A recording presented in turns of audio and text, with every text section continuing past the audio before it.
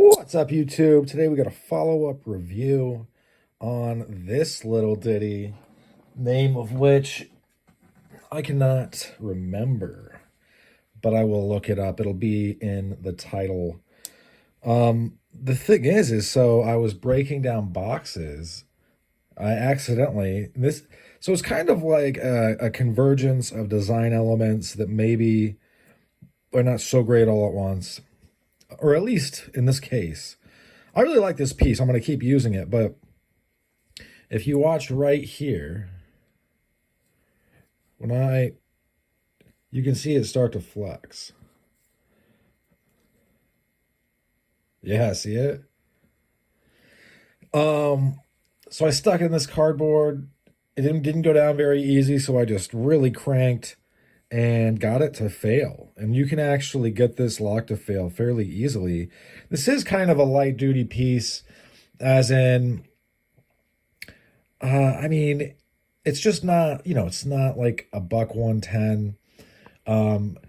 This, that you're not supposed to. The safety mechanism is almost, in my mind, kind of for convenience when you're pulling it out of something, like say it gets stuck in the cardboard, you pull it back so it doesn't just fling forward. But there's a lot of leverage when you get way out here on the tip. Also, if you look at the mechanism itself, it's going to be hard to see. It's very little. It's a very little lip that is catching right there, right? Yeah, that's the positive snap into place. And I almost wonder if the failure is designed to do that so you avoid causing permanent damage to the piece. I'm sure if I did it over and over and over and over, it would basically just become a slip joint. Because I do think I'm seeing some of the metal kind of round off.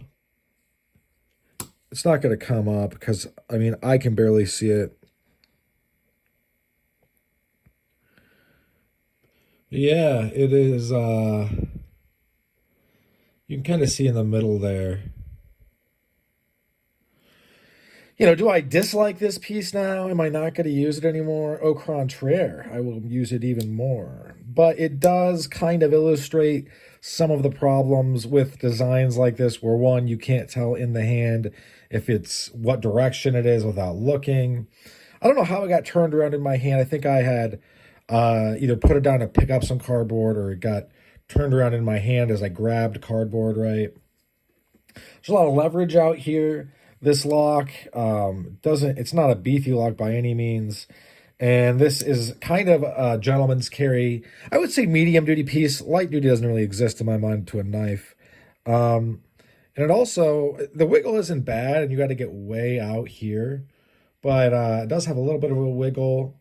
The thing is that to me, that isn't play. Like, play would be, I really have to, that's more of a flex. Like, if I come down here and do this, I don't feel anything. That's how case checks for actual wobble. If I were when I just push, does it flex a little? I guess, yeah. But we're way out there now, and I'm pushing on it. Like, there's no rock back and forth, as in, I can't feel it go tick, tick, tick. It's just more of a flex. So the piece is kind of breaking in. I don't think it's necessarily, I don't think it poorly reflects on the piece, to be honest. There's, for little lockbacks, this isn't the first time I've had it happen.